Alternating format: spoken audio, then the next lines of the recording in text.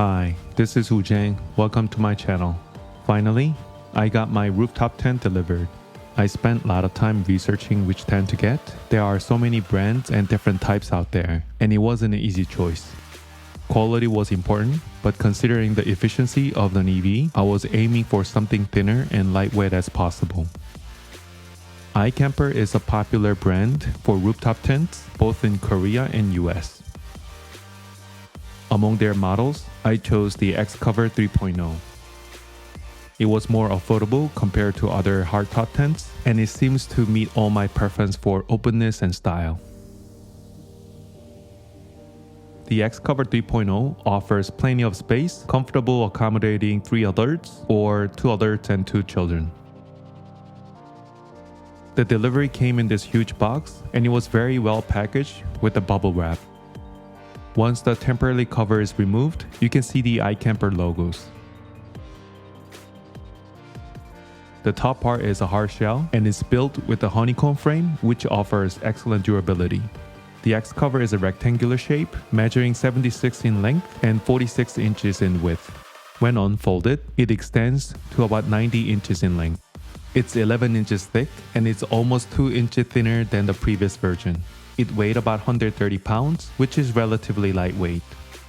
There were additional accessories like stickers, a notebook, and Velcro patch.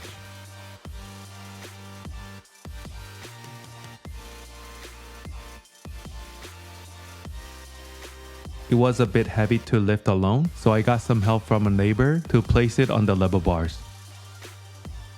The mounting brackets and ladder were placed inside the tent.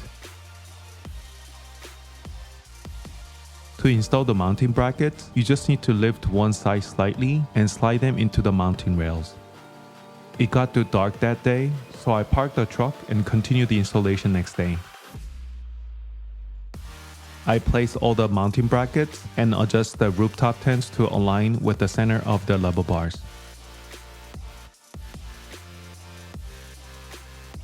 Using the tool provided by iKamper, I inserted into the rail and fully secured the brackets to the crossbars.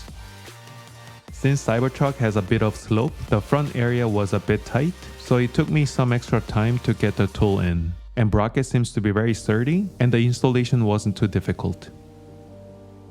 Installation is now complete. From the front, you can see it slightly sticking out, but when Cybertruck height is lowered to its minimum, the total height to the rooftop tent was about 6 feet.